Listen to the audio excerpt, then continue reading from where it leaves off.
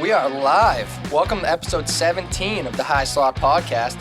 I'm here today, as always, with the boys, Bob Deuce. Oh, wow. Snipsky. Yes, sir. Our behind-the-scenes guy, Jay Butts. How we doing? And myself, Andrew Coco Curry.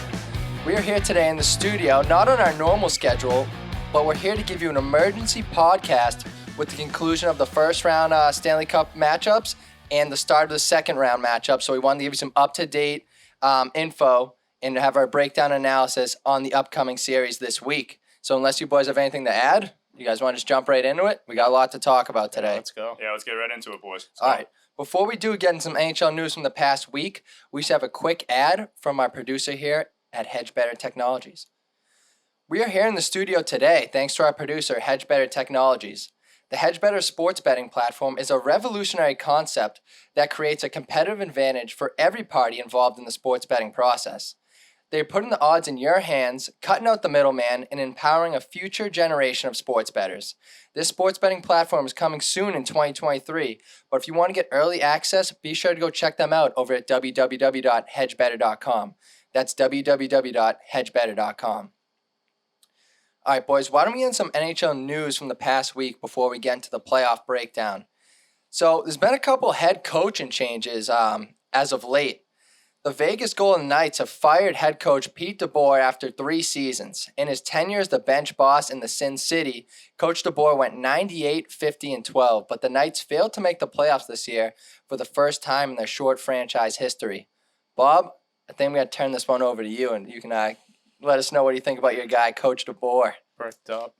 All right, so people that listen to this podcast, back on the audio before we got this YouTube clipping, I have been all over the Vegas Golden Knights for their decision-making, roster moves, coaching changes. Gerard Gallant, when they parted ways with Gerard Gallant with the Vegas Golden Knights, he was the coach that brought them to the Stanley Cup final in their inaugural season, but fell short to the Capitals. Great coach. Now he's a coach for the Rangers, doing big things over there. They canned him for Pete DeBoer, a rival coach of the San Jose Sharks, who had one couple of good seasons. Comes to the Vegas Golden Knights, kind of just like, I wouldn't say disrupts the team, but what is going on over there in the desert? He says they don't want Fleury. Fleury's not the guy. He is the guy. Robin Lehner's not it. Look me in the eyes right now. Robin Lehner is not the goaltender that Vegas needs, you know? He's not the guy. He can't stay healthy, can't stay in the crease. Flower's the guy. That's where they went wrong, number 2, after the Gallant thing. So, and also, the Dadonov thing was crazy, too. They tried to trade a guy that had a no-trade clause, which is, can't do it. Stupid. And other than the Pete DeBoer firing, guess who's next? Guess who's next on it? Kelly McCrimmon, you're next.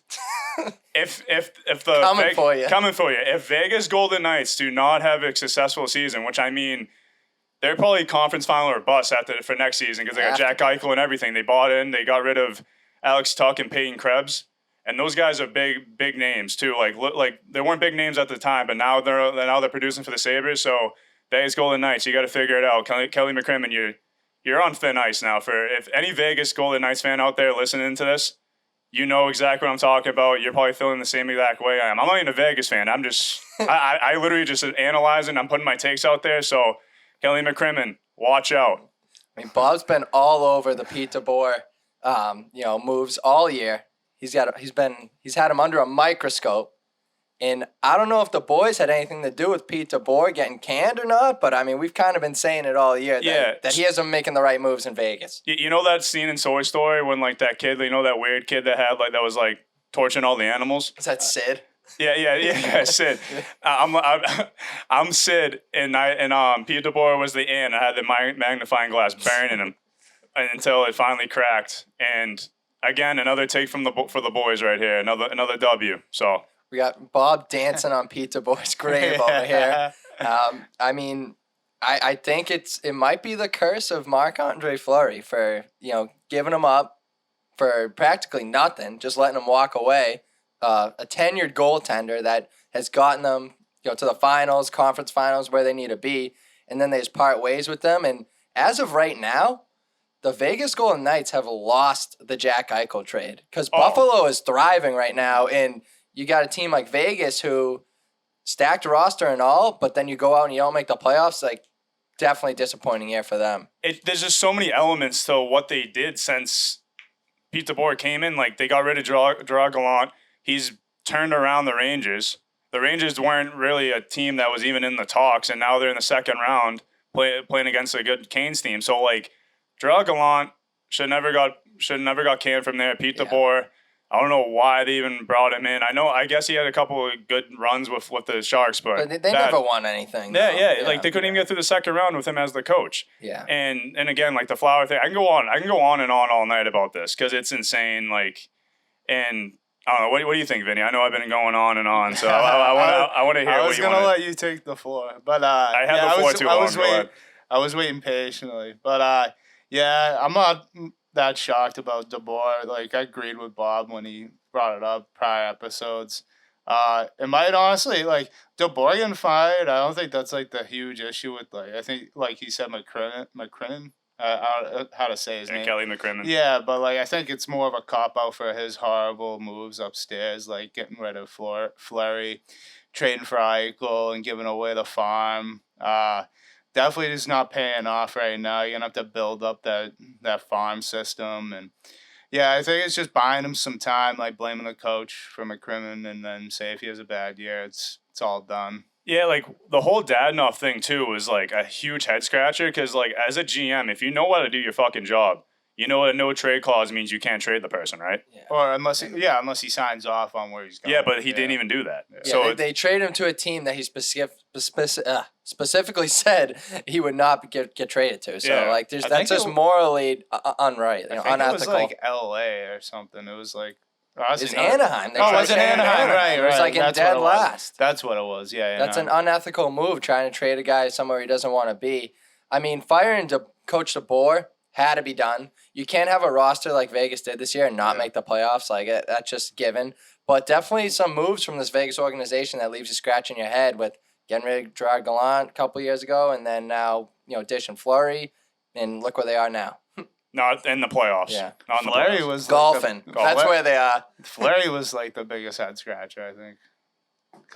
He's not the guy. You got two backup goalies now that are like fringe starters. So. Yeah. So, yeah, I don't know. I would not feel good about the Vegas Knights' future if I was a fan of the Knights. I'll tell you that. Why don't we talk about another head coaching change this week? So after firing former head coach Barry Trotz, the Islanders have now promoted former associate head coach Lane Lambert to head coach. He was the interim coach earlier this year when Trotz was out with COVID, I believe, and some personal reasons. So he has had some experience coaching this team. What's your boys' thoughts on the move? Coach Lambert now behind the bench in New York. Completely out of left field. Like, I don't even know who that guy was until I saw and I just did the Google search and everything. I saw he was an associate head coach. I guess he's like a product of Barry Trotz. He was like Barry Trotz was his mentor, so I'm assuming he has the same ideology: defense first, defense first, park the bus, neutral zone. So I don't think the Islanders are going to change much when it comes to game plan. I don't think so either. Coach Lambert was Barry Trotz's right-hand guy when Trotz was in Nashville, and then Washington when they won the Cup, and then obviously this year in New York. So, yeah, he's been with Trotz for years, so I think he's going to adapt that same play style. Trotz, they actually asked him about it. He said he's thrilled that Coach Lambert is the one who ended up getting the job. I thought the firing was from left field. I don't know why they kind of did Trotz like that, but I think if you're going to bring someone in, I think this is the right move for them. The Isles, they kind of got screwed this year, to be honest. They had to play 13 straight road games to start the year, which is an absurd way to begin a season. Yeah, their home barn was under construction. Which is, I mean, that's just on management and the organization. You got to have the home barn ready to go by the time the season comes around. Like, you're just putting the team behind the eight ball, all ready to start the year with those 13 games on the road. They had a pretty bad COVID outbreak earlier in the season when COVID was kind of, around still. And they had to play 45 games in 90 days to end the season. So they were playing like a game every other night. So it definitely didn't set them up for success. I think they still have, the pieces of the puzzle to be a well-oiled machine again. They were Eastern Conference Finals last year, beat the Bees, and they got the same core. I mean, I don't see why that they're not right back in the mix next year. Snipsky, what do you think? Yeah, I don't like the firing. I think he's a great coach. Like, brought a team to a cup and won it. Like, you don't see a lot of those coaches around. Like, because like since then, it's been like only like the Lightning and who else won it since. So, usually he asks for his release sometimes. Like, he's been bumping around. It seems like he's like a mercenary. Like when he won with the Caps, he just like, all right, I'm not coaching anymore. And it's like, but yeah, we'll see. I mean, I could see him coaching somewhere. Like, there's a bunch of openings coming around. Yeah, so. he's gonna find a job, Yeah, no problem. That's what I'm thinking. I'm thinking he just was like gave his boy a layup and was like, "Hey, I don't want to be here anymore. You want maybe go up to the front office and be like, hey, give this guy Lane a shot, maybe." Yeah, I mean, huge opportunity for Coach Lambert and the Islanders next year. I mean, he's got a solid team. Yeah, it's not like he's dealing with a team that's rebuilding from the ground up. He's got the pieces, and see what he can do. Especially got the goaltender too. Sorokin looked really Yeah, good. Sorokin. Defensively, they're pretty solid. Offensively, they could get a little better, but I think they'll be fine. If he adapts that same play style Trotz had, Right. They're going to be the same old Islanders team that we've seen for years. So in other news, the finalists for the Bill Masterson Award were announced on Monday, and the finalists are Carey Price of the Montreal Canadiens, Zdeno Chara of the New York Islanders, and Kevin Hayes of the Philadelphia Flyers. The Bill Masterson Award is given out to the player who best exemplifies the qualities of perseverance, sportsmanship, and dedication to hockey. Boys, what's your thoughts about the finalists on the Masterson? Who do you think ends up taking home that trophy? Kevin Hayes, 100%. What he had to go through going into the season, like losing his brother and all, like tough on everyone, tough on the whole Boston community, and obviously especially on him and his family. And also he battled like a hip injury as well, had some surgery, so he had a lot to deal with, and he came back. I'm not too sure how he did like points wise, but I know he's a voice of the locker room for that Philadelphia Flyers team, and it was good to have him back in lineup for sure for them. So I think he's a shoo-in for that 100%. Yeah, definitely. Like the Hayes thing hits close to home over here. Dorchester native. Yeah, I can see also like the side of Carey Price, what he had to like overcome. Like I get why he was a finalist, but I definitely go Hazy here because that's stuff that you can't control, But Right, yeah. I mean, Big Z, shout out Big Z, 45 years old, still doing his thing. Definitely a good recipient of the award potentially. Then yeah, Kevin Hayes just losing a brother like that mid-season. Playing. I remember his first game back, he scored and then pointed up to this guy for Jimmy. Yeah, local guys from Dorche right down the street. So yeah, that one really does hit home. Carey Price obviously went through a lot, rehab, came back from an injury, dealt with some personal problems. So yeah, any of these guys could take it home, but being homers, Boston guys, gotta give it to Hazy. Oh, absolutely. Hell yeah. All right, why don't we jump in to a little playoff update, because that's what we're here today, right? So the first round of the 22 Stanley Cup Playoffs has concluded, and boy, did it not disappoint. We had 5 different series go to a deciding Game 7 and plenty of action along the way. Just to highlight the boys' playoff series records, Bob, in the lead, he went 7-1 in the first round predictions. How are we? Myself, not too shabby, 6-2. And then we got Jay Butts and Snipsky, both at 4-4 apiece, battling it out for who's going to make the TikTok video. Everyone loves a good underdog story. For those OG listeners who put a little wager on this, worst record throughout the playoffs is making a little TikTok dance video of the winners choosing. Money don't jiggle jiggle. It fold. Love to see Snipsky doing that dance. All right. One series that ended pretty early was the Avs-Preds. I think we kind of already highlighted that. Avs completely dominated that series. 4-0 sweep, made light work of the Preds. They're moving on. One of the most exciting series we saw, I think, was the Pittsburgh Penguins and the New York Rangers. After being down 3-1, the Rangers won 3 consecutive games to win the series in 7, and the Rangers became the first team in NHL history to come back in 3 consecutive elimination games in the same series. Might have been the best series we saw. Every game was high scoring, back and forth action. What are you guys' thoughts on the Pens Rangers series? Was it more of an epic Rangers comeback or a Penguins choke job? There's a lot of people talking about this series saying, oh, yeah, the Rangers are inexperienced, they're young, they don't know how to win in the playoffs. Dude, like what Coco said, they were down 3-1, won 3 straight games, and won in overtime in Game 7. That doesn't sound like an inexperienced team to me. If anything, this is an up-and-coming team that's going to make a deep run in these playoffs. I have them losing this next round, but they're going to give the Canes a run for their money, especially with Shesterkin at the way he played in this Game 7. He's going to roll right into there, and I think it's going to be a hell of a series in the second round. But also, there was a little shady no call, actually. Couple. So, I mean, take it with a grain of salt. Pens fan, Rangers fan, doesn't matter. That was a hell of a series, well-fought series, and definitely it's going to be the best one in the whole playoffs for sure.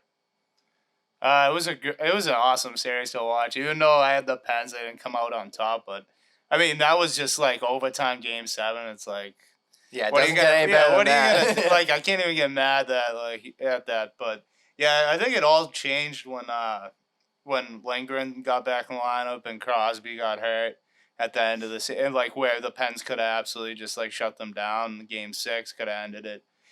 It got extended when Lindgren came in, shut them down on the back end, and yeah, pretty much it. Yeah, I mean, I took the Rags for the series, and then when they were down 3-1, I said they were all done. Being on the Rags, I got to admit the Pens kind of got screwed. I think they got screwed in this. I think it was Game 6. That call on Rodriguez was one of the weakest calls I've ever seen. And then that changed the whole aspect of that game. Rodriguez gets buried from behind by Lindgren, gets up, obviously kind of pissed they didn't call a hit from behind, clear as day. Puck scored out to Lindgren, and then he lays him out, clean as day, and they called a rough and penalty on Rodriguez. Rags instantly go on the power play, scored like within 10 seconds, and there was 2-0 Pens at the time, so changed the whole aspect of the game. Rags ended up coming back and winning that game. I think that was a shady call. And then Game 7, Bob, I think what you were referring to earlier was when Pens were up 1 and then the D-man got his helmet ripped off, which, by the way, is the worst rule in hockey. I don't know why they made that a rule. If you lose your helmet, you got to go to the bench. Yeah, so when I was watching it live on TV, I think it was either after the game they brought in the rules guy, and they asked him, why wasn't it called or whatever? And then he goes, oh, well, he could have grabbed his helmet and put it back on because it was like right next to him. That's what they were saying. Yeah, so they said the refs can give you a reasonable amount of time to put your helmet back on and get back into play. But apparently, like Mike Sullivan, the coach of the Pens, and all the other Penguins, even Sidney Crosby, didn't know that rule. They thought like if your helmet gets ripped off, you go straight to the bench and then get another guy out there because it's a safety issue. Because I guess like in the ECHL, that's like I guess they're the first like league to actually implement that, and then other leagues picked up on it. But I guess like on the NHL rule book, you can put your helmet back on if it's like right next to you and there's a reasonable time to put it back on for safety issues. Yeah, I think it's ridiculous. We need more plays like Torrey Krug, no bucket, flying around, just laying guys out. Like that's one of the best like scenes in hockey. That was his first. That was like one of his like first ever NHL games too. We need that. Yeah. So yeah, that was a little shady. He gets his helmet ripped off. That led to a goal to tie the game. And then, as we know, Rags eventually won it in overtime in Game 7. So I can't really say that the Pens choked this one. I mean, they had Louis Domingue in net all series, who was their third string goalie, who honestly played decent until the end of that Game 5 when he let in one of the softest goals that I've ever seen. I had the Pens that game, and I saw him let that in, and I was like, you got to be kidding me. Yeah. Literally muffin on net, and he just blockers it up, goes up and over. He like handcuffed himself. Dude, it couldn't have been like all you had to do was just kind of brutal. All he had to do was just let that shit hit him in the chest. He punched at it.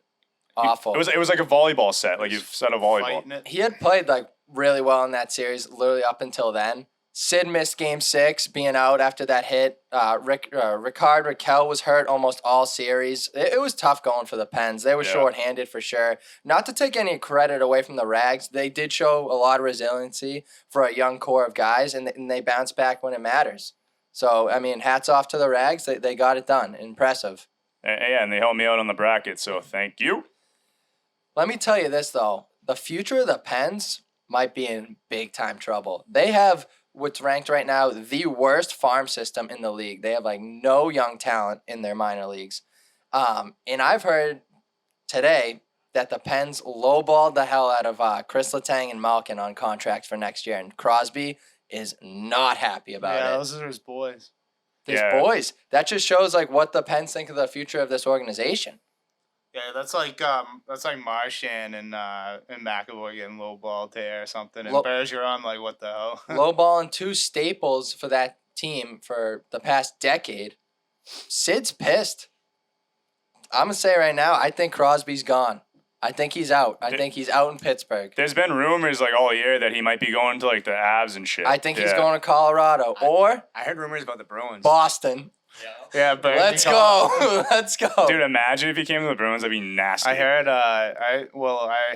not to like poo poo like the whole rumors, but He's coming. I guess we're fucked like for cap like Boston like I guess we'll figure it out. I guess we got everybody like couple like 2-3 years left and like He'll sign a vet deal. No, but Him and Berger are boys.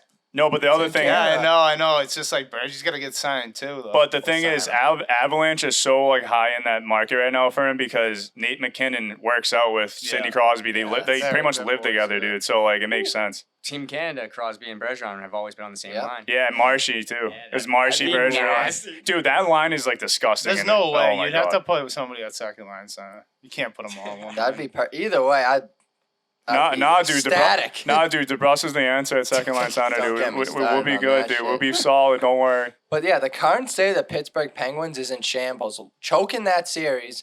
Sid, I mean, he's still top tier guy, but he's only got a few years left before he hangs them all up, I'd say. So obviously he wants to get another cup, and it's not going to be with Pittsburgh because they have no future right now, especially if they're lowballing the hell out of some of their top guys. They have no young talent. I think Sid's out. I'm saying it now. Crosby, gone. You're not going to see him in a Penguins jersey next year. Avs, great fit, I think, Yeah. because that's a perfect place to go if you want to win a cup. They're loaded. Or Boston. We'll welcome you with open arms, Sid. Yeah, and plus we're black and gold, so it's not that big of a change up.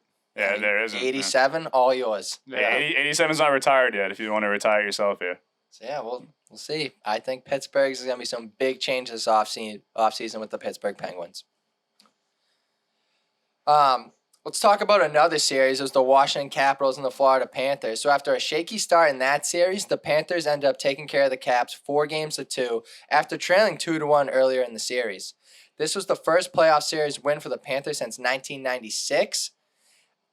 They led the NHL in the regular season with 29 comeback wins. And we saw the same recipe in this series as well. They rallied from behind in 3 consecutive games to close out the series and won 2 of those games in overtime. I mean, they're called the Cardiac Cats for a reason. Boys, what do you think about this series? Impressive from the Panthers or more of a letdown from the Caps? I think it's a little bit of both. Like that series was weird.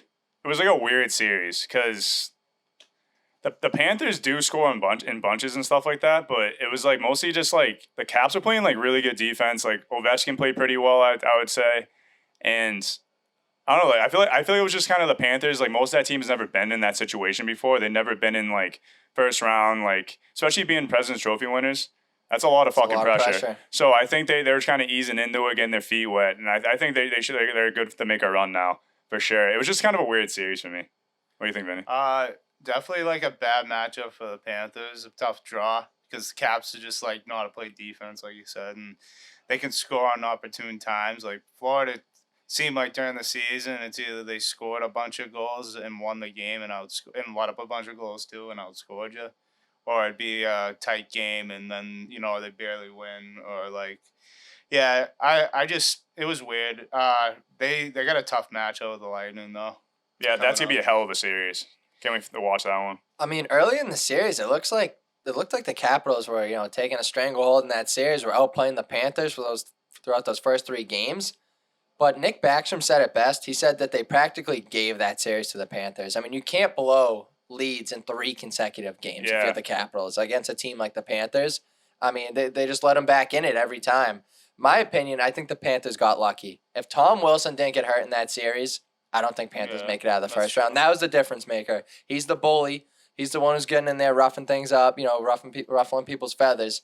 So if he didn't get hurt, I think Caps win that series 4-2. But, that's not how it went down. So yeah, because Tom Wilson brings that tenacity, man. He brings that nastiness that no one wants to play against. So yeah, not having Tom Wilson in the lineup is definitely a big deal breaker for sure. Yeah. But I don't know. Yeah, I can see why you say they're in trouble. Like that definitely. There's a team that's just not that great defensively. That's all it really is. Their weak points defense. Like Ekblad's great and Uyghur's good, but like everyone else, they're not that great. Their goalies are question marks too. Yeah. Bobrovsky is like inconsistent for sure. And Spencer Knights, he's a young guy. I don't know if he's gonna be able to like step up when it gets tough. The nipples survived the first round, The boys. Butts nipples survived the first round. We'll I'm see. telling you, not for long, Butts. Not for long. Yeah, the Battle of Florida might say otherwise. We'll see, boys. So one of the most surprising results of the first round was probably the Dallas Stars and the Calgary Flames series. That went to Game 7, but the Flames avoided a major upset, winning Game 7 in overtime. Boys, what are your thoughts on that series? I really don't think anyone saw that go in Game 7. I had that going at least 5 Calgary's way. But like I said in the last podcast, that like both these coaches, same exact schematic, same exact systems, defense first, just capitalize on your opportunities. And Jake Ottinger, what the fuck was that? Jesus. That was like inhumane what he did last night. The saves he was making was incredible. They should have that game should have been 7-2 Flames. Yeah. Just warm the buses.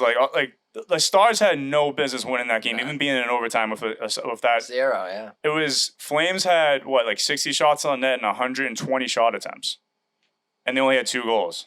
That was Well, upsetting. 3 goals. No, 3 goals. It was 3-2. But dude, that was nuts.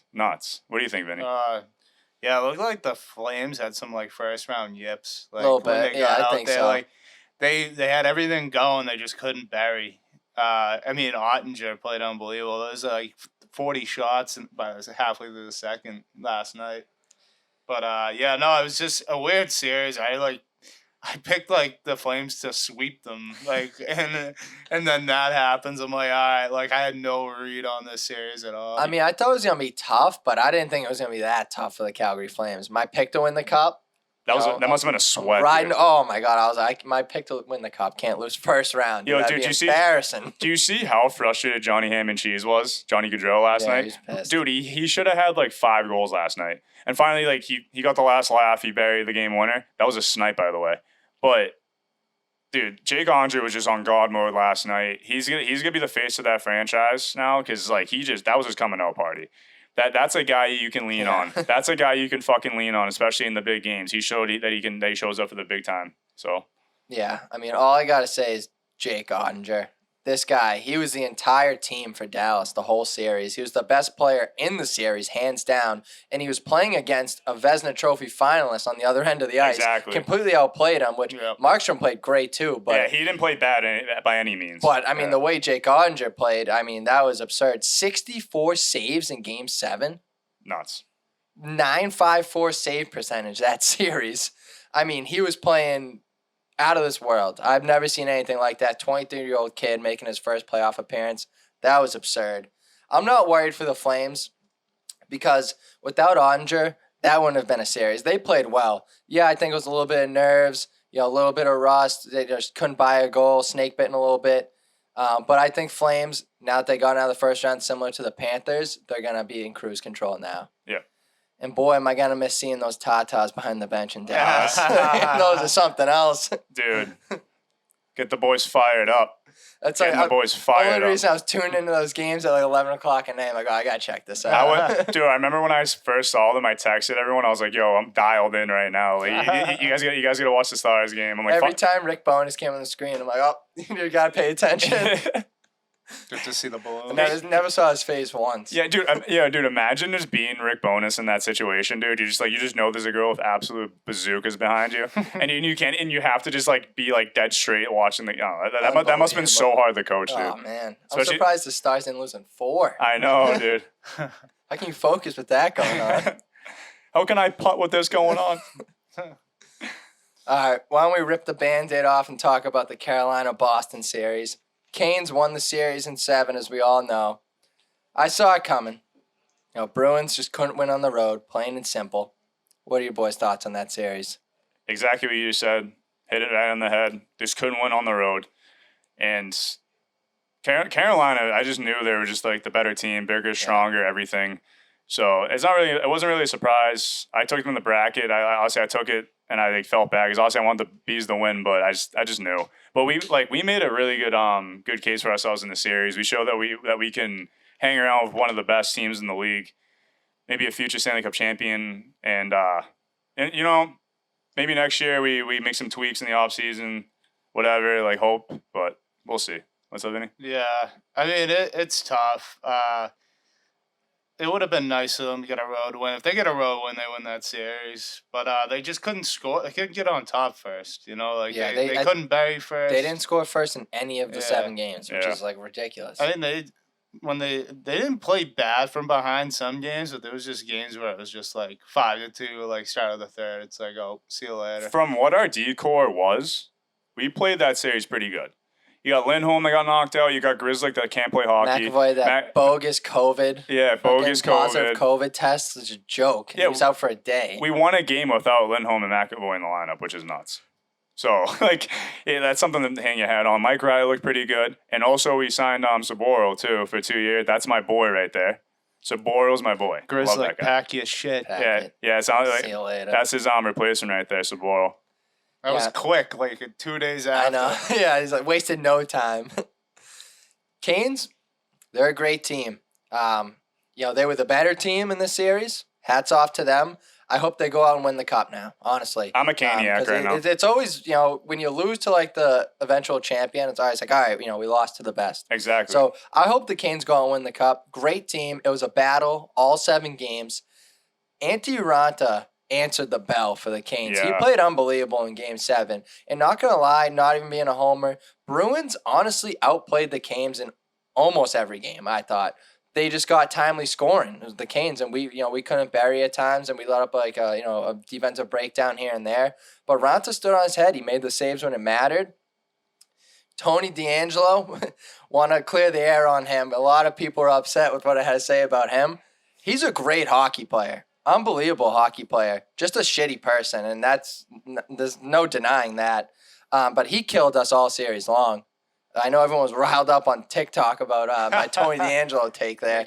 My head was spinning from reading the comments. If you watch the full episode, I immediately said after, great hockey player, right? Just a shitty person. Yeah. And that's a fact. How about before you guys say some stupid shit that doesn't make any sense on our comments, how about you tune into our podcast before you make any assumptions? Watch the full epi. Yeah. You can't just have half the take. So, come on. Grow up. Canes played a great series. Now my question for you guys, what changes need to be made for this Bruins team going forward? So, obviously, we need a second-line center. We need a solidified... Priority number 1, top of the list. And that's Sidney Crosby. How are we? Let's hope that actually happens. But in reality, we need a second-line center. And we also... I know we signed Sabora for a 2-year, but we also need another stay-at-home meaty defenseman. We need another one of those. But maybe that guy White, that's his last name, right? White, the guy that we got from Brown. Oh, Brown. Here we go. There you color. go. Complete opposite. There you go. My first fucking fuck up on the pod. Hopefully that's the only one. That dude's a unit. I know. So maybe he might be the answer. But when he played, I guess he played all right. But he didn't play big minutes. Yeah, he didn't play big minutes. He was fine when he was out there. Yeah, he looked okay. From what I saw, he wasn't really up there fumble fucking the puck. But those are my 2 things I think we really need. Obviously, everyone knows we need a second line center, and I think we just need one more needy stay at home defenseman. That's because obviously the goaltending's fine. Snipsky, what's your thoughts? What are the B's need? Yeah, definitely need some definitely second line forwards, third line scoring. I wish they went and got Andrew Copp at the deadline. They'd probably be all set. But then the D, the D's. When you got Lindholm and McAvoy there, you're pretty solid, but it's the second pair. You could probably keep Carlo and get somebody that he's the wingman on that line. You got to get some really sturdy defenseman. I wish they never got rid of Troy Krug, but yeah, that's a different story. I think you blow up that D-core. McAvoy, Lindholm, everyone else, they're safe. Everyone else, you blow up that D-core. Yeah. Everyone else should be gone. Bye-bye Grizzlick. He's brutal. The Zaboral extension probably proves that. I think they're going to get rid of him. Callahan? Is he an answer? Yeah. Up from Pravi, our guy? He'll get a look. Why not? He's got to be better than what we have. I think we should keep Mike Riley, too, because he played pretty well in that series against the Canes. He didn't play bad. He was kind of a liability in the regular season, but he proved himself differently in the playoffs. He so elevated if his he can play. Keep that up. Yeah. I think, like you guys said, not even just a second line center, even a top line center. You can get someone better than Bergie. That's wonderful, right? Yeah. But we need a elite center, right, that can play on your top one or two lines. We need another big body defenseman, someone who can really beef up that back end, because we got a lot of just puck moving skill guys. No big bodies. Lindholm was a big one, but like I want someone in there like like a Darth Quater back in the day. Like, not the most skilled guy, but he'll punch you right in the mouth if you come near our net. And another thing, too, not just talking about players getting replaced and everything, we need a new GM. Don.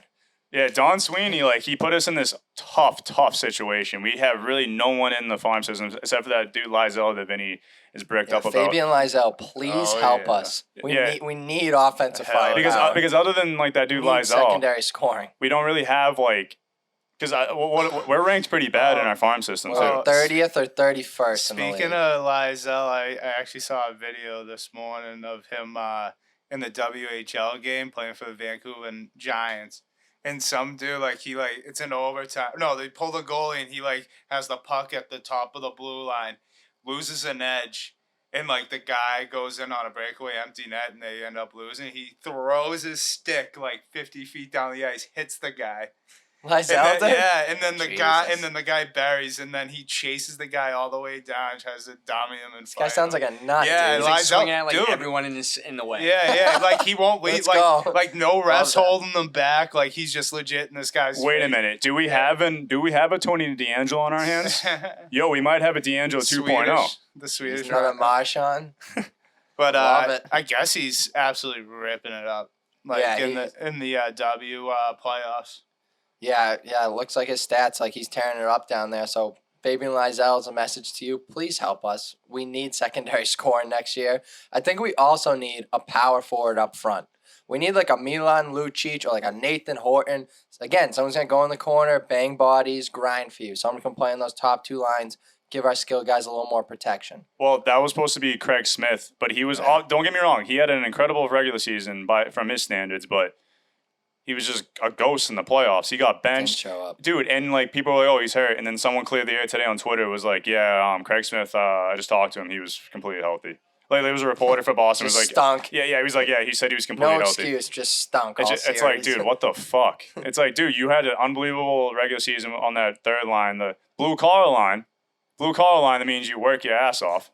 You bring your lunch bell and hard hat, but apparently you didn't bring it to the playoffs.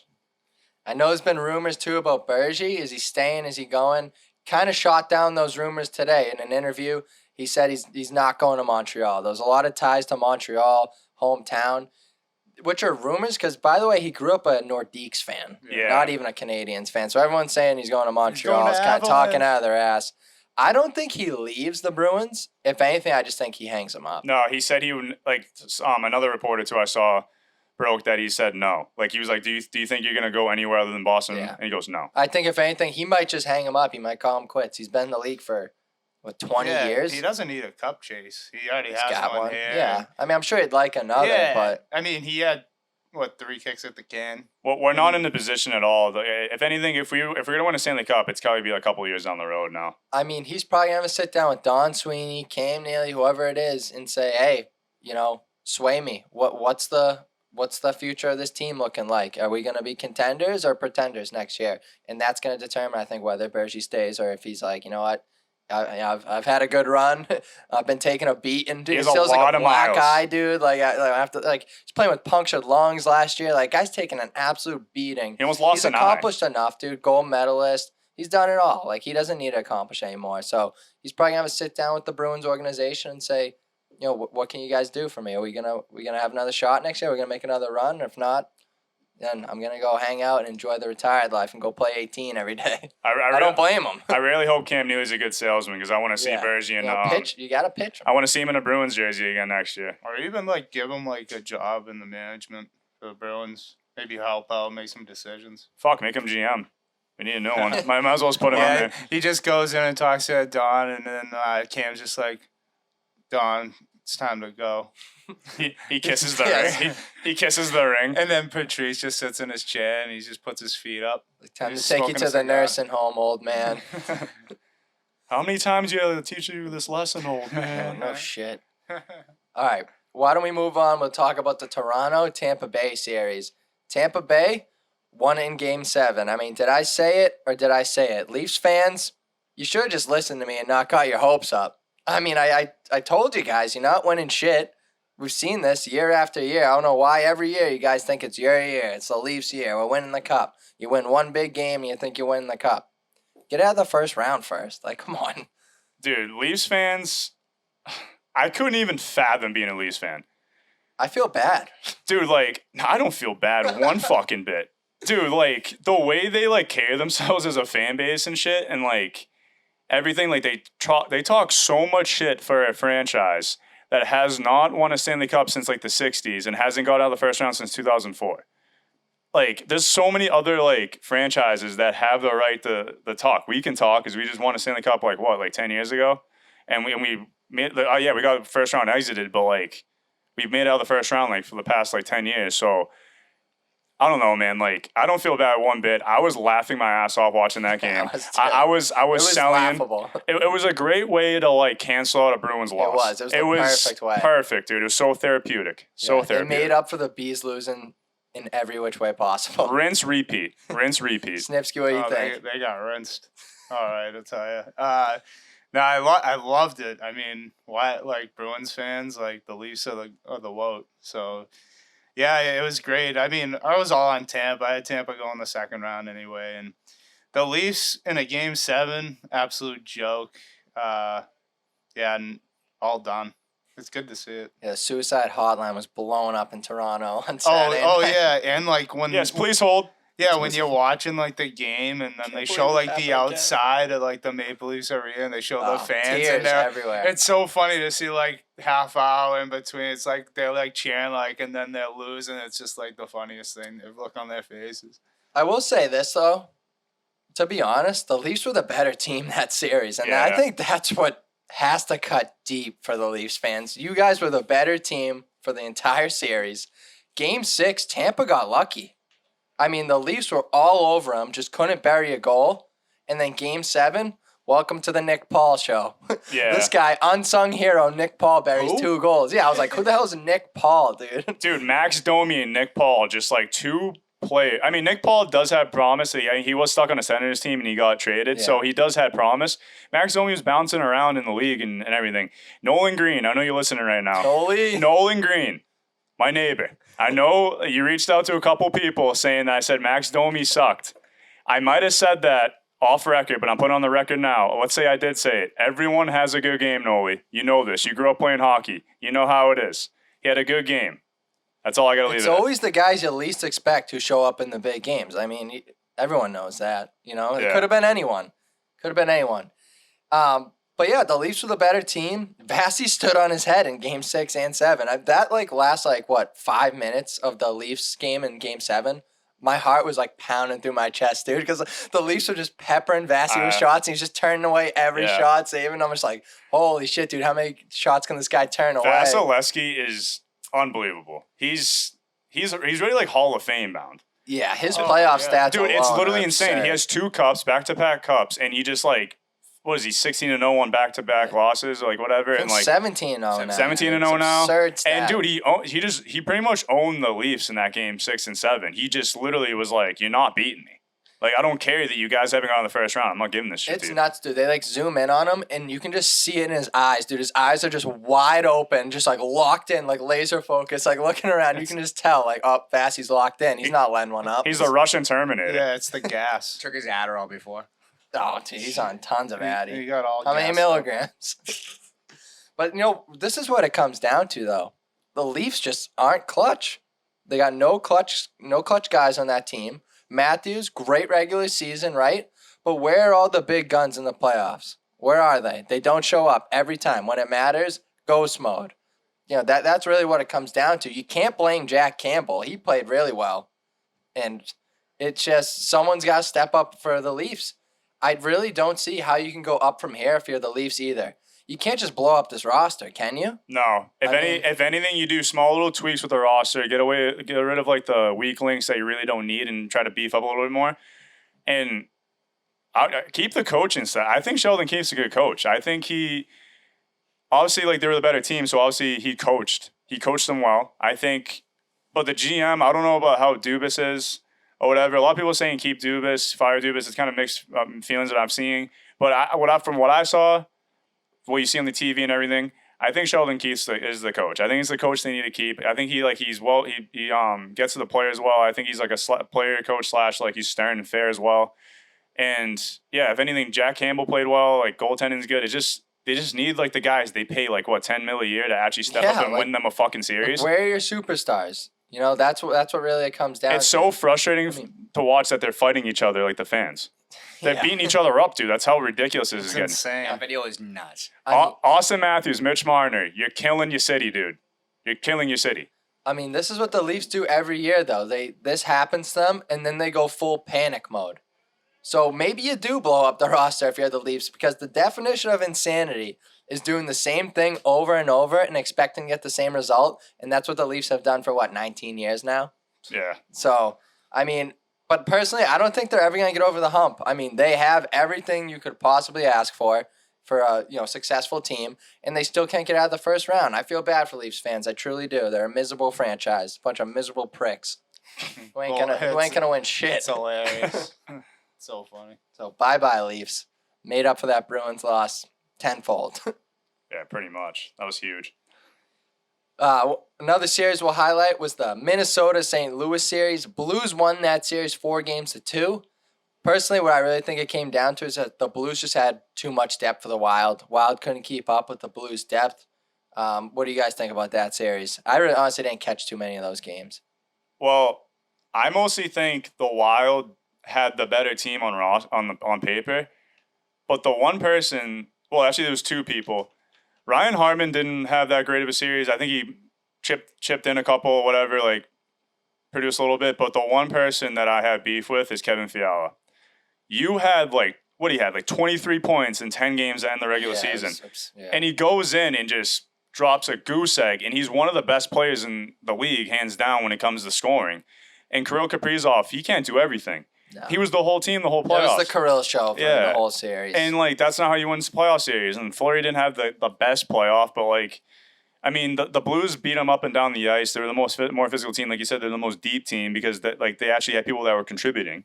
And, yeah, that's all I got from that series because that was the one series I got wrong. And it gets me mad because I thought it was a year to make a run.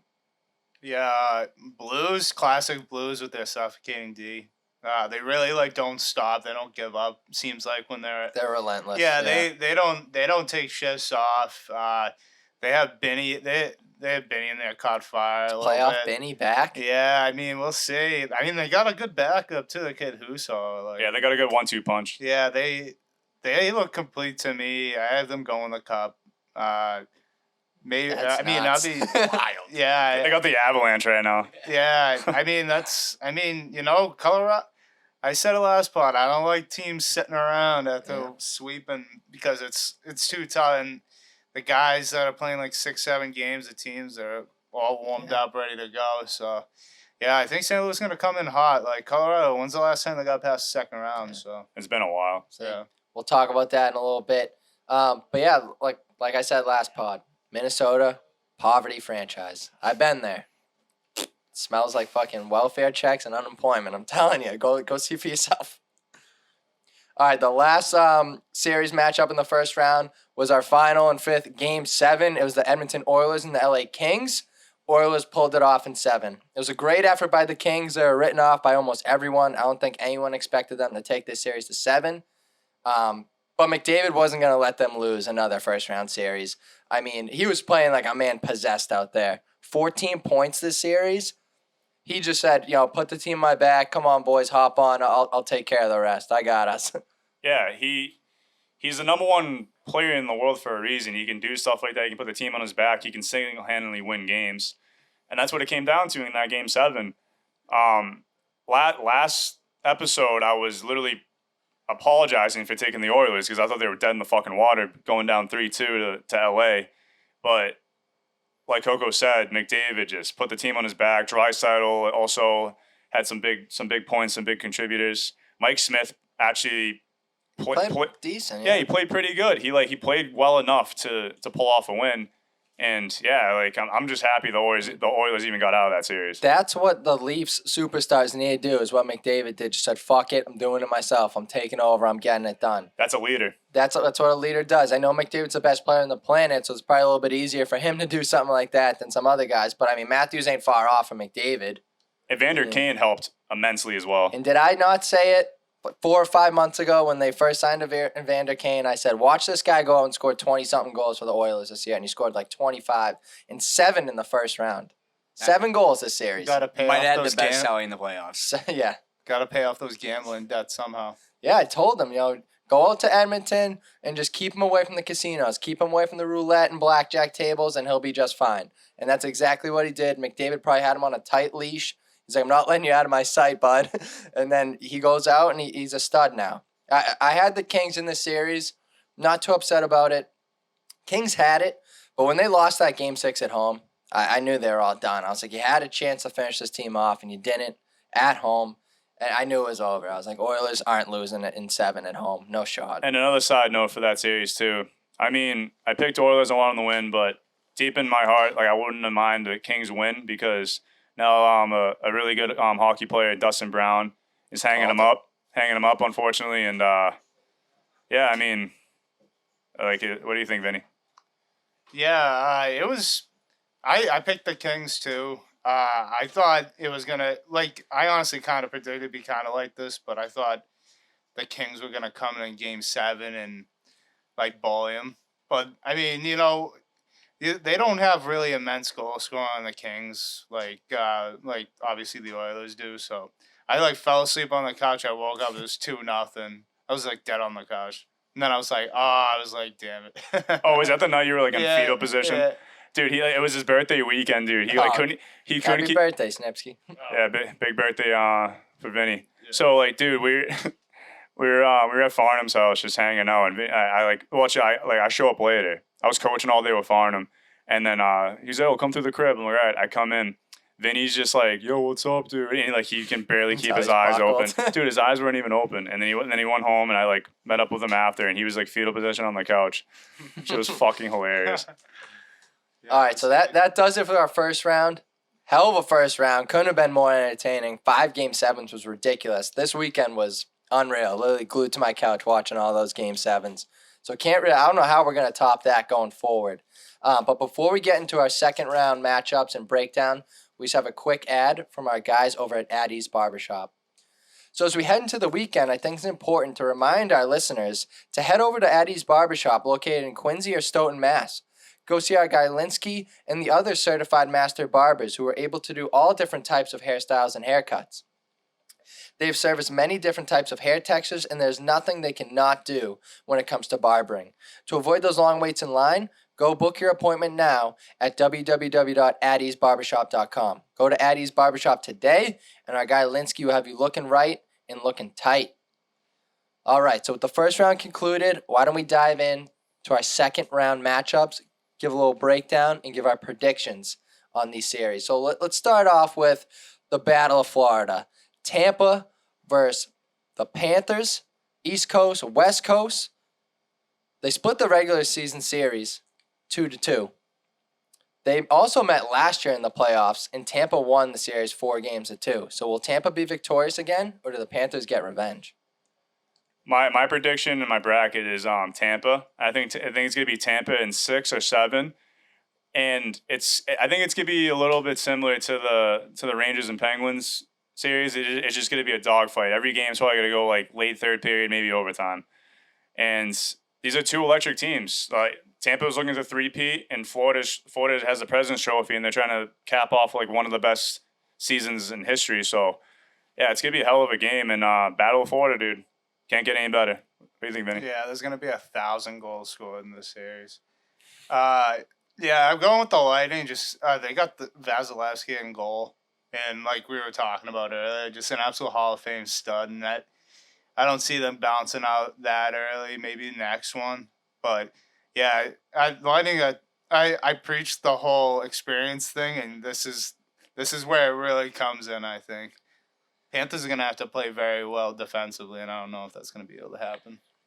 One deciding factor, though, could be the Braden Point injury is huge. Yeah. His status is unclear if he's even going to play in this series. I mean, he pretzeled his leg along the board in Game 7, and it looked pretty gruesome. He really couldn't put any weight on it. So, we'll have to wait and see if we're even going to see Braden Point.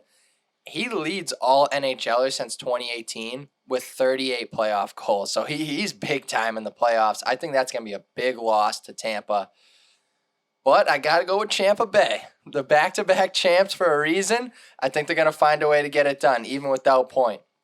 Goaltending advantage, you got to give it to the Lightning. Vasi, 17-0 coming off a loss. Guy's an animal.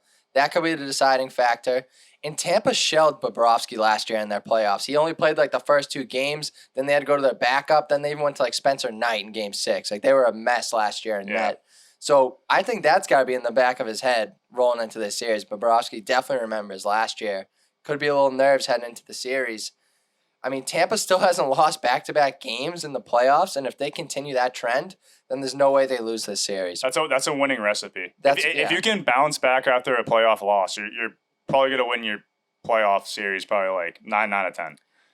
I got Bolts in 7. Okay. I think it's going to be tight. Yeah, Bolts in 7. I'd say 6 or 7, yeah. Yeah. That's a good take. The Braden Point injury scares me, but I think they can still get it done without him, which is crazy to say because Florida's loaded too. But if he comes back, I think that's huge. But we know who you're going with. Butts is fucked. Like you said about last year, I think Bobrovsky's gonna be on a fucking revenge tour. I think he's gonna stand on his head, go for the under on goals in every single Lightning game. Book it. Butts is going with his nips pick. He put the nipples on the line. The Panthers going to the Cup. This is going to be the biggest test yet for them. They got to get by the back-to-back champs. Book it. Butts is confident. He's fading the boys. All right, why don't we hop in the next series? We got the St. Louis Blues and the Colorado Avalanche. Avs won this regular season series 2-1. Then they swept the Blues last year in the first round when they met, 4-0. Wasn't much of a series. Boys, what do we think? Blues and Avs? I think it's going to be a good one. Yeah, it's going to be really close. Binnington has looked like he can go toe-to-toe with Darcy Kemper. And it's just gonna come down to I think it's gonna come down to goaltending, like I just said. I think those are gonna be the deciding factors there. Darcy Kemper had that eye thing that happened in the first round. So if he's fully healthy, which I hope he is, they have 2 weeks off after absolutely dismantling the Predators. But yeah, that's gonna be a tough one. I'd probably say 6 games Avalanche. All right. Yeah. I think it's gonna be a huge. If Avalanche can get by the Blues, I think they're gonna go to the Cup, probably win it. But the Blues, I'm taking the Blues. I said it earlier. I got them going the Cup. I think this is where the Avalanche, they got to show they got balls and that they can get by a team as physical as the Blues and as structured defensively, because it's not gonna be no cakewalk in the defensive zone. Benny's hot. Their goaltender is Francois. Is that no? That's a backup. No, right? Kemper. Yeah, Kemper. Yeah, Kemper. Is he good to go? Yeah, he's good to go. Yeah. They Dude, said he's ready. They had a month. They had a month off. They're good. Yeah, that's true. But yeah, that's who I'm going with. I mean, I think if there is a team that can beat the Avs in this playoffs, it is the St. Louis Blues. They have that recipe. They have the depth advantage that could swing this series. They don't have the same top talent, their top lines aren't toe-to-toe. But when you look at their third line, the Kyrou, Barbershop, Schenz, those are the lines that can make a difference in this series. And that's where I think Colorado doesn't have as much as depth. And I think that's where you give the advantage to the Blues there. The Blues had a league high 9 players who scored at least 20 goals in the regular season. So they spread the wealth on that team. It's not like they're relying on, a couple guys to put the puck in the back of the net. They got 9 different guys who can do so. And if playoff Binner is back, I don't know, man. I think the Blues are going to make this a series. But I just can't pick against Colorado. The way that Cale Makar's been playing, that kid's playing out of his absolute mind. I think he is the difference maker in this series. He's on another level right now. Blues are going to put up a hell of a fight. This is going to be a dog fight. I got Avs in 7. And also, the Avs are just due, bro. I think they're just. I think they're due to get over the hump. Because I think their this is the year. team is literally the same caliber as the Lightning were when they went on those back-to-back Stanley Cup runs, and they're like in literally the same thing. History repeats itself.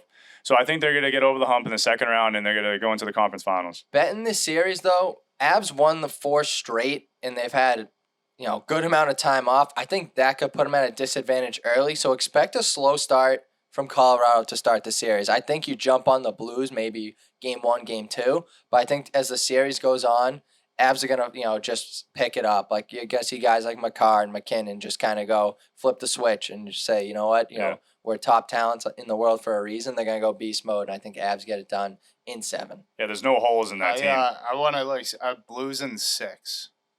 All right. I think it's gonna be a lot. Whoever stays the healthiest, it's out of this series, the healthiest wins. This is going to be a very evenly matched series. I think a lot of people are underestimating the Blues. The Blues are going to put up one hell of a fight. Yeah, I agree. And I'm one of the people that underestimate him. I got Avs in 5, boys. Oh, Let's go. man. In 5. Wow. In 5. So you don't think it's going to be Lightweight. a series? I don't think so at all. I think the Avalanche are one of the best teams I've ever seen. So you think it's going to be like 3-0, and then they're going to take a night off, 3-1, and then win 4-1? Yes, 100%. Gentleman's sweep. Yeah. I'd be surprised. All right, moving on. We got the New York Rangers and the Carolina Hurricanes. These teams did meet in the regular season. The Canes won 3 out of 4 of those games against the Rags. Boys, I'll let you guys give your breakdown first. What do you think? Canes, Rags? Who you got? I'm a Caniac.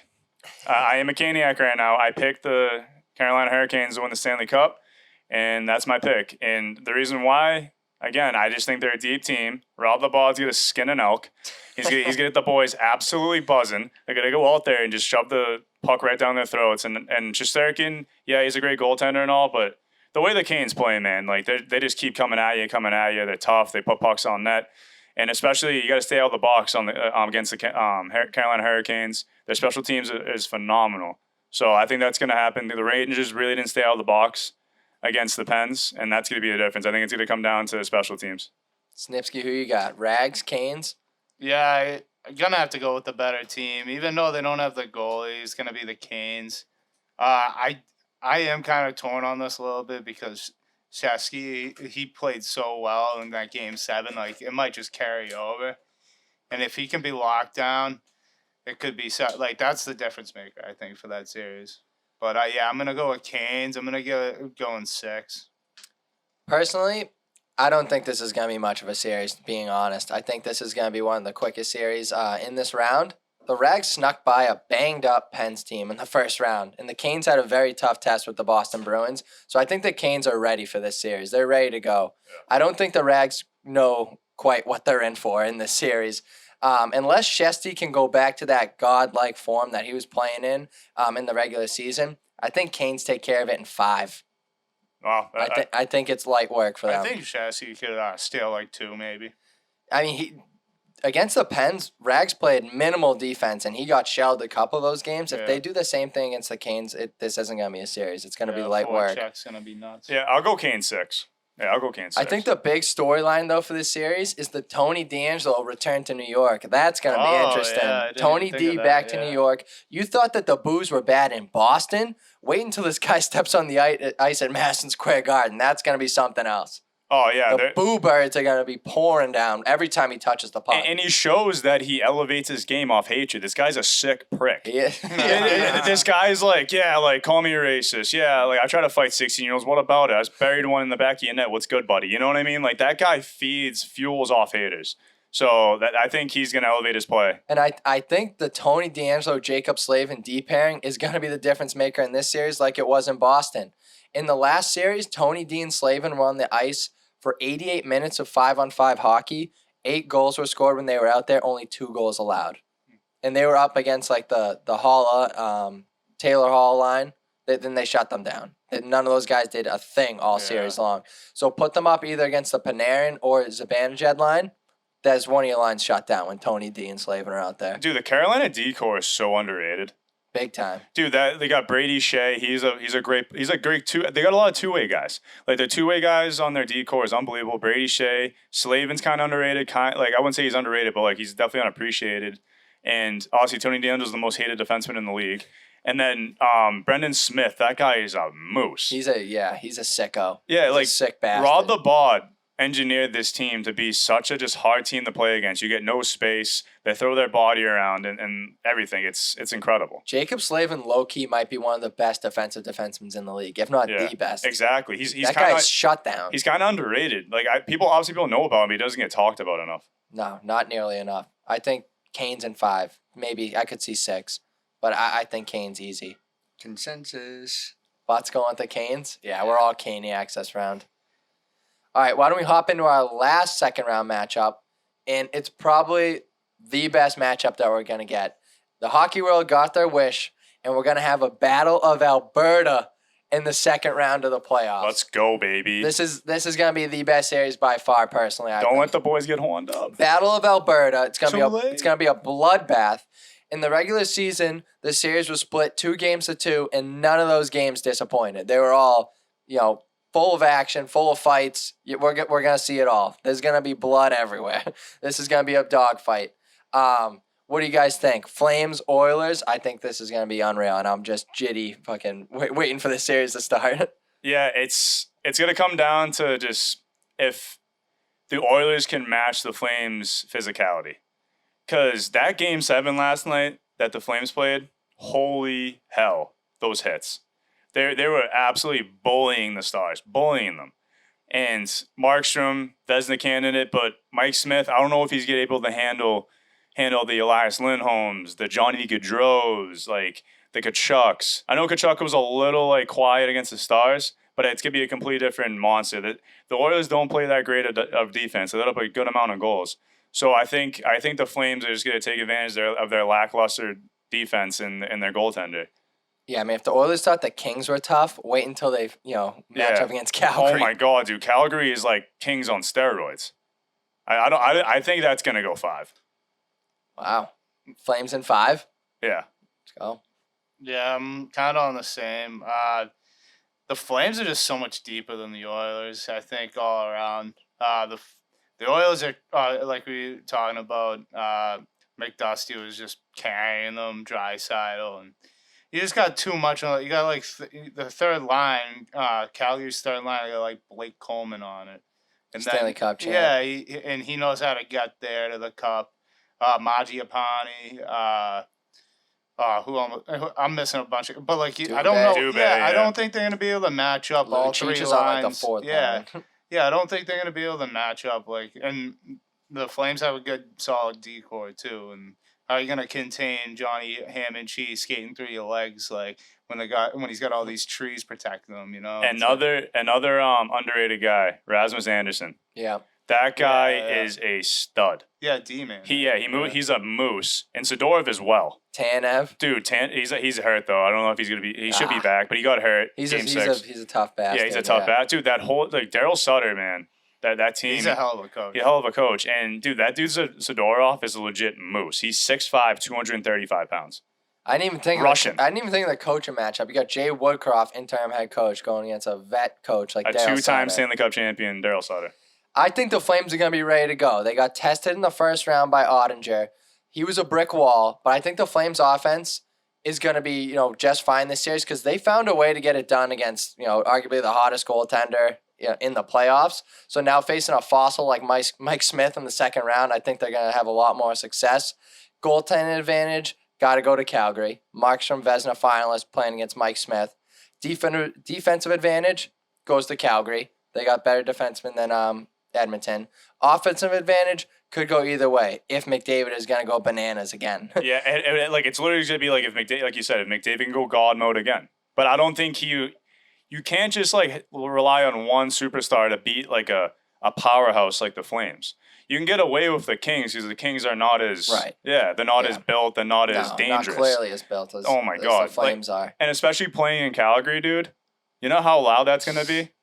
Crazy. I think Saddle Dome. Yeah. That's Rocking. That's an unbelievable name for an arena, the Saddle Dome. The Saddle Dome's gonna be rocking. I think it's gonna be harder to play in Calgary than it is gonna be playing in Edmonton. Because I think, dude, that the Sea of Red, man, they're rocking. Dude, everyone in the whole arena is wearing jerseys. Dude, that game. Never seen that many people wearing jerseys. Dude, that game 7 last night. Insane. It was. I felt I was at the game. I mean, I might have had a couple edibles. Maybe I thought I was in the game. But dude, it's loud there, man. I wouldn't even want to play there if I was an opposing team. Mike Smith's a legit fossil. Like I don't. That's all. He done. played well in the first round, but yeah, Calgary's a different beast. Here's the kicker. Here's like what definitely sways me in this series. It's the health status of Leon Draisaitl. He played in Game 7 against LA, but he definitely looked banged up. He was hobbled. He has a bum ankle right now. So if he's not 100%, McJesus can't do it all himself. Absolutely not. I think Flames, I'm going to respect Edmonton here because they've been playing well, and you can't doubt McJesus. I doubt him in the first round. I don't want to do it again. But Flames might picked him in the cup earlier this year. Sticking with it. Flames in 6. Okay. Oh yeah, we got another consensus, boy. I'm not going against those Flames. Can't. Yes, absolutely Can't. not. You don't mess around in the second round. You can fuck around in the first round, pick some upsets, but second round you just gotta go with the better teams. They're also like they need Evander Kane to step up like he did in this first round. If he's ghost, they're fucked. Yeah, right. And he scored 7 in the first round, and they barely got by LA. He might have blew his load though. You never know. Yeah. Blew his load like Toronto fans. They do it every year, dude. They blow their load. I don't know how they're not learning a lesson. Little pre-cum. Yeah, a little post-nut clarity. They're like, Jesus, never went out that good. All right, so those are the boys' predictions for the second round. As you can see, the boys weren't too shabby in the round 1. So you want to go with us? Go for it. You want to fade us? Do what you want. But those are the boys' picks. We'll see how they turn out. We'll keep you up to date on the second round matchups as the weeks go on. Before we sign off today, Bob, you want to educate us all with your fun fact of the day? Absolutely. I've been preaching this for years. If you drive in Massachusetts or just drive anywhere, you definitely have this thought in your head at one point.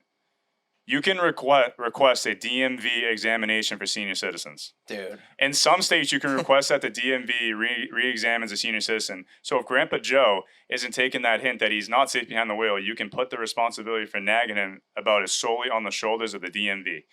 So if you see your grandparents, or even your parents, sometimes we're older, our parents are getting a little older.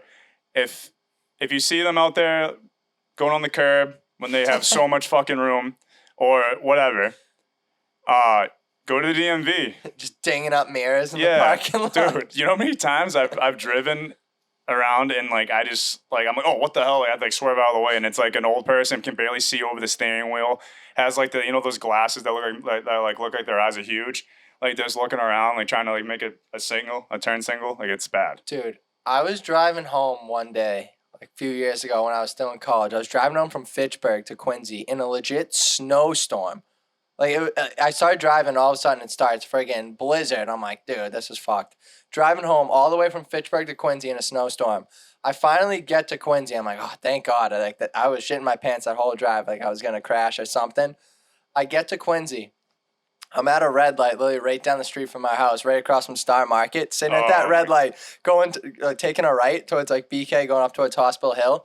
Sitting at that light, all of a sudden, a car comes around the corner on my side of the road and is coming head on to me. I was laying the horn. I'm like, what the? And it's just some old lady, and she's looking at me. She's like, what? What are you doing? And I'm like, lady, you're on the wrong side of the road. And she's just some little old lady. I'm like, first of all, why are you out driving in a snowstorm, lady?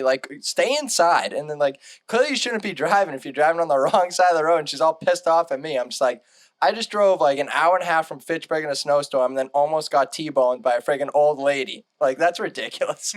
That part of Quincy is a nightmare, though. Nightmare. Oh, my God. It's not even the old people there. It's just people our age just don't know how to drive, dude. I don't know what it is. It's something in the air, man. People just don't know how to drive. They just don't think. Yeah. that whole, and it's that whole, West Quincy part, near Star Market and shit, it's just a nightmare to drive through. It's fucked. But, yeah, that's my my little fun fact there. So, again, if you see anyone, senior citizens out there that are about to cause some problems on the road, you can request them to get a DMV examination. So Make sure you videotape the license plate number. I'm about to start reporting so many That's people what now. I'm saying. Yeah. Just like calling them in. So yeah, I'm here driving in the left lane. I see this license plate number VF. A bunch of like 75, 80-year-old people just taking driver's tests. How old is she? Oh, she looks fucking old. I swear. Fucking Betty White behind the wheel. Jesus. Yeah, she's probably like 90. All right. Before we officially sign off today, we have a quick ad from our boys over at the UDL. So don't forget to tune in to the UDL podcast where the boys at the High Slot will be covering a couple of you lucky winners' entry fees for their upcoming tournaments. All you have to do to be eligible is subscribe to the Hedge Better YouTube page and then go over to Instagram and swing a follow to Hedge Better, the High Slot, and the other podcasts in the Hedge Better family. That's including Steel and Naz, the Scramble Pod, and the Mass Appeal podcast. 4 new winners will be announced live each week on the Ultimate Die League podcast every Tuesday at 8 p.m. So if you think you got game at Beer Die and want to play in their upcoming tournaments for free, then you got to go subscribe to the Hedge Better YouTube page and follow Hedge Better, High Slot, Steel and Naz, the Scramble Pod, and the Mass Appeal Pod all on Instagram. All right, I think that just about wraps it up for us today. We hope you enjoyed today's episode. Thank you for tuning in to yet another episode of the High Slot Podcast. Be sure to go check us out over on Twitter, Instagram, and TikTok at High Slot Podcast for more daily hockey content. Thanks, guys, and we'll see you next time. Thanks, everybody. Thanks. Thank you. Peace.